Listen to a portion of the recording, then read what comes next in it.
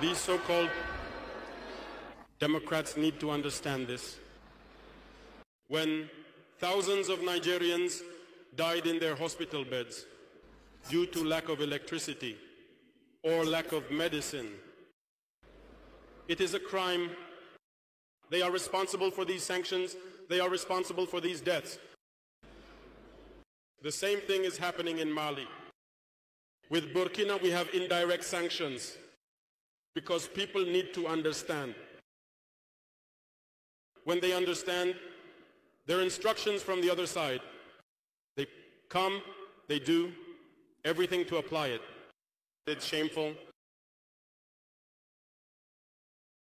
Some have decided not to supply electricity to our countries. It's not free, we pay for it. And it contributes to their economy.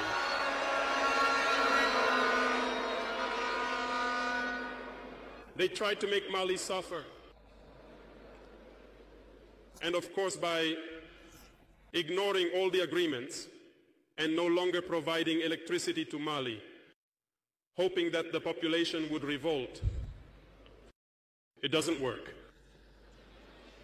When it lasted, some were forced to make their own people pay by increasing the cost of electricity. It will increase again.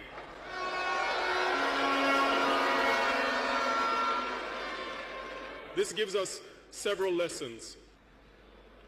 Several lessons in the sense that the independence we take, the sovereignty we take, we must do everything to ensure it. They have given us very good lessons, and we have understood them very well.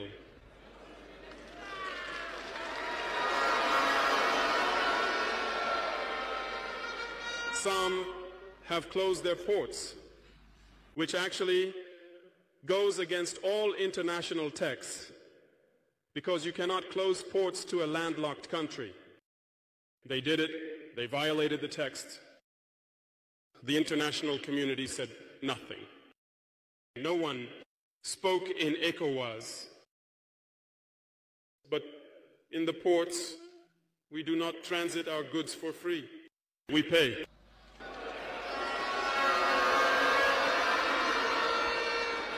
Traore has finally responded back to ECOWAS.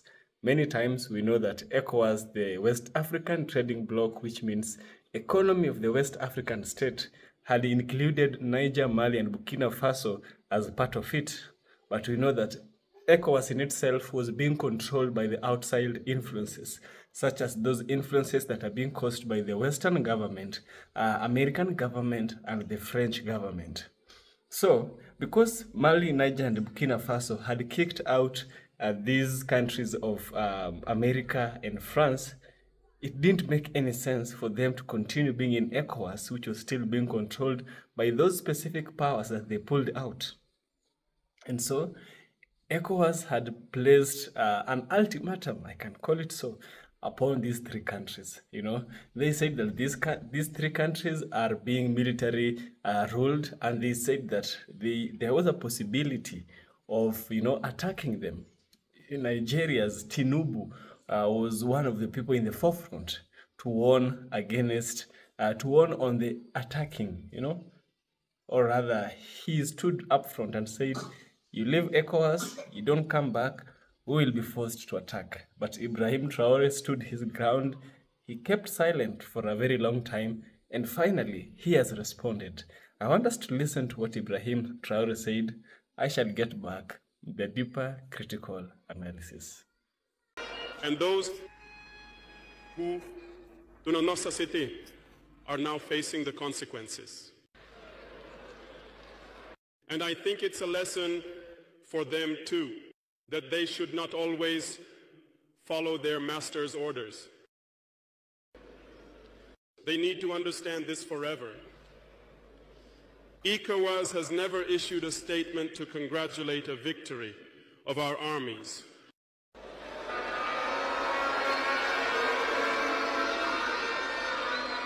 Barely, it condemns half-heartedly, and very rarely when there are massacres.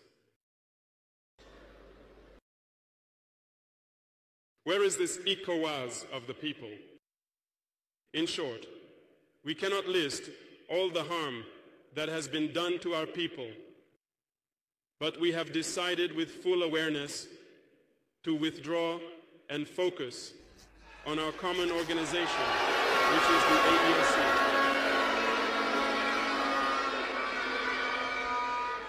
Remember that. There is no fear, because in exploring and getting to work, we noticed one thing. Recently, some have decided to ban the export of certain food products to Burkina Faso. Very well. They have set a duration. We will ensure that at the end of this duration, we will ban the entry of these products into our territory.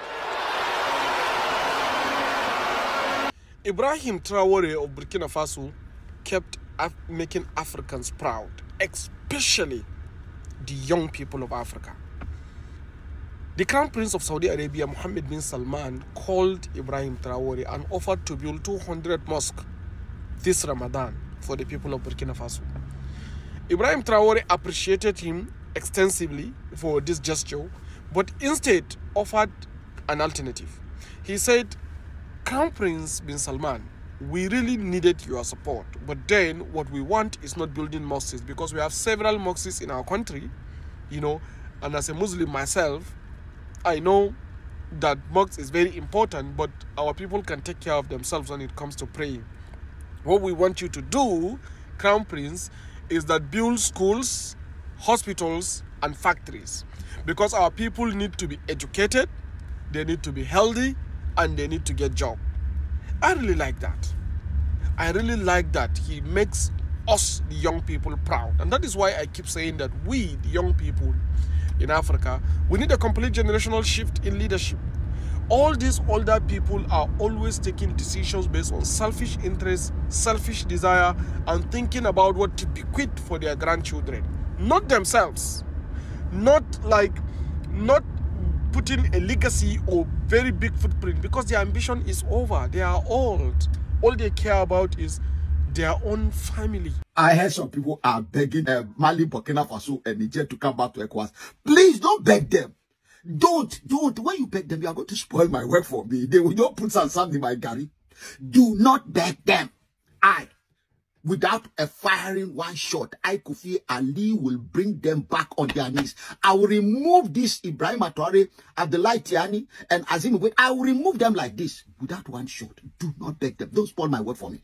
Don't beg them. Don't even talk to them. Leave them for me. I'll sort them out. Sometimes when I wake up, I just hold my hands, both hands, and hold my head, and be asking myself, is my head still there or is gone? Because the kind of things I hear, they are so disturbing. So disturbing. See, Donald Trump is busy putting tariff. He's declaring tariff war. He has already put 25% on anything imported into the United States of America. And about 17 great countries, powerful countries, are joking. They are working hard on how to deal with their export to United States of America. While that is happening, everybody on the African continent is thinking, do you know what is happening? Captain Ibrahim Traore is declaring tariff war on ECOWAS. That he, Ibrahim Traore, is going to put sanction and tariff on any goods from ECOWAS to the so-called Burkina Faso and therefore AES. And you sit there and ask yourself, what an imbecile. What a joke. You see, there are bigger problems for us to deal with. And this little puppy is becoming a mess. And I told you, something is wrong somewhere. And there is a saying. Those that play with fire, those that come with the baptism of fire, those whose Holy Ghost fire, they get burned by fire. Ibrahim Traore is becoming a mess in West Africa. A mess. See, there are certain things you people see and see he's doing. We all like it. But this thing is becoming a problem that needs to be dealt with. Burkina Faso, Mali, and Niger, they are still in the ECOWAS. The one that want to leave ECOWAS is Ibrahim Traore, Abdurrahman Tiani, and Azim Igweta. They can go. And I told you that the whole thing is a bag of confusion. And this confusion, I will have it corrected. Now, the video I'm watching and I'm looking at some of you posted is that John Dramani Mahama, having visited those people, I don't know who sent him, is now going to meet with President Tinubu to talk about getting them to come back. Why are you begging them to come back? To come back to where? They are not gone. If they are not gone, why are you begging them to come back? They were suspended. Understand my language. They committed a crime. And when you commit a crime in ECOWAS, the rule books says anyone who commit a crime in ECOWAS, and that biggest crime is military boys staging a coup. Because we Democrats cannot sit with those thinking military officers. They are supposed to be by the gates, in the bush, fighting terrorists. We don't sit with them. We are civilians. We win our election democratically and governed by the democratic rule of law. We don't govern by the gun.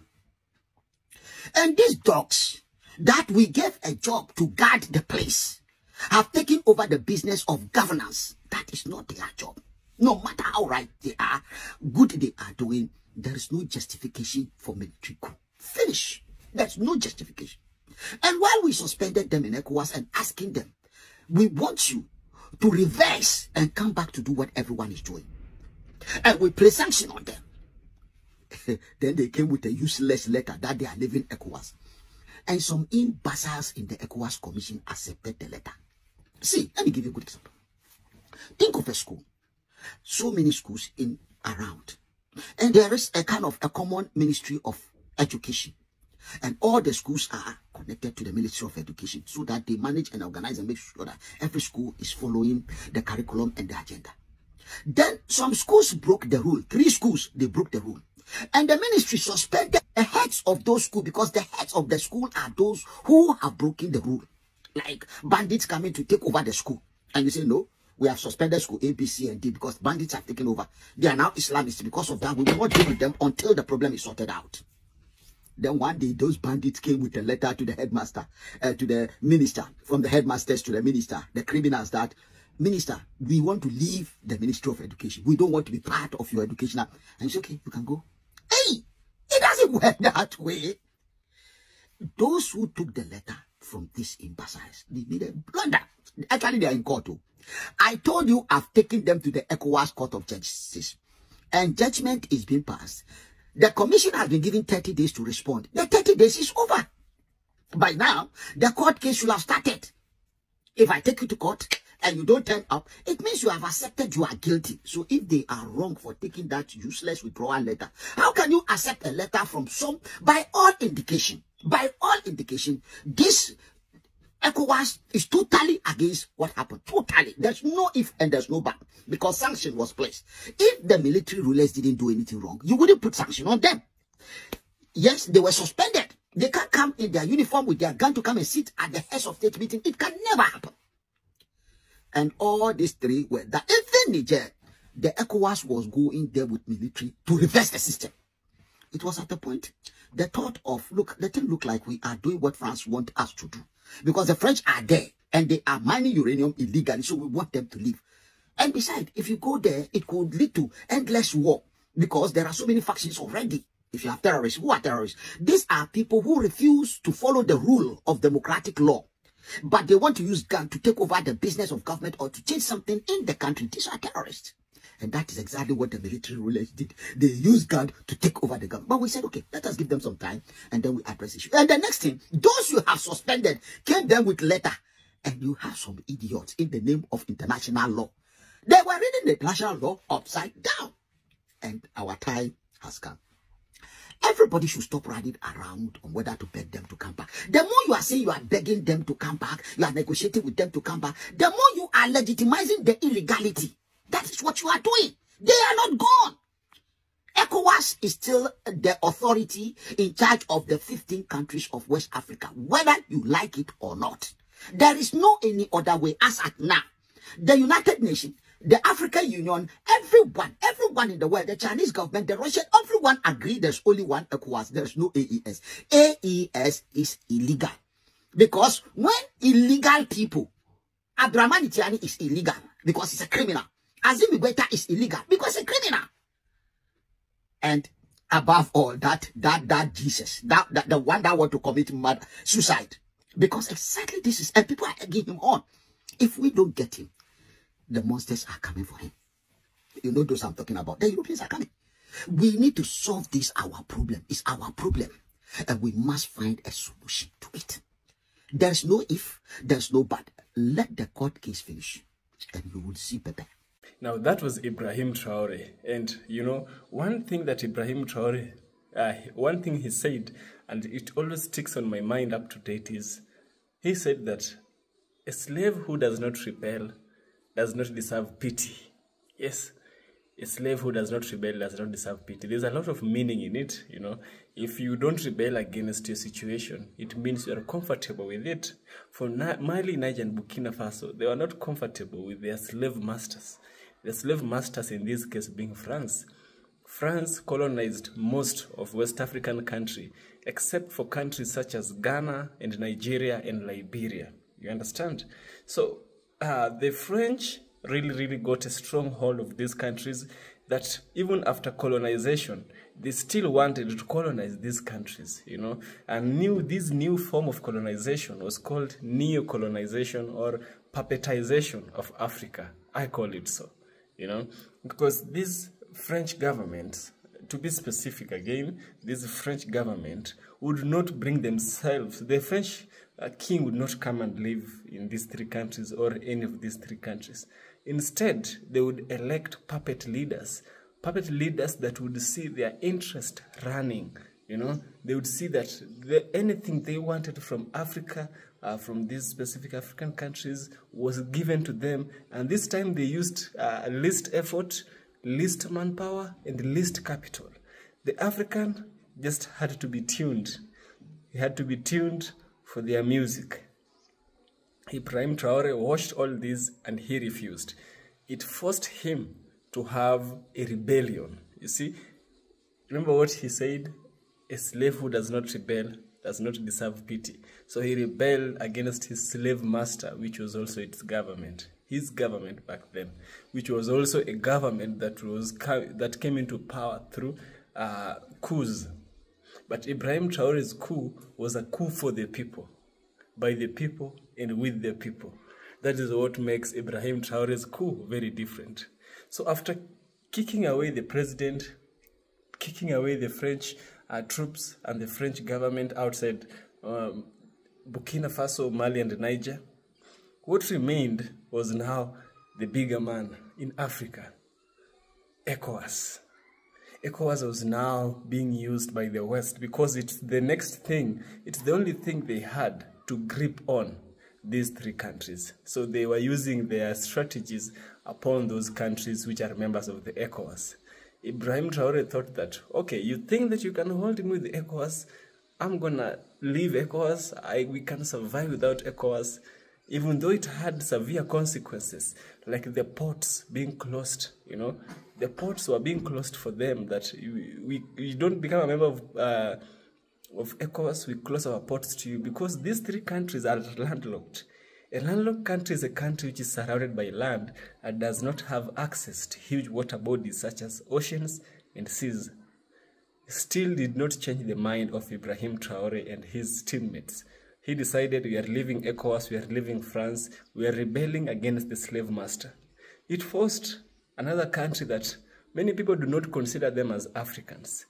But a brotherhood, you don't have to share the same skin color, the same hair for someone to call you, for you to call someone your brother. Sometimes you don't even have to share DNA. It forced the Moroccans, by the heart of Ubuntu, the African heart of Ubuntu, to open their ports for Mali, Niger, and Burkina Faso, for them to have trade and for them to have access to the rest of the world using the transatlantic ocean. right? But I'm glad that Ibrahim Traore did not respond quickly to the allegations, to the accusations, to the bad naming that was called upon it by ECOWAS. It took time for Ibrahim Traore to respond, and he responded in the most beautiful, excellent, magnificent way I have ever heard him say. Yes, I hope you've enjoyed, and if you have, do this. Yes, see you in the next one.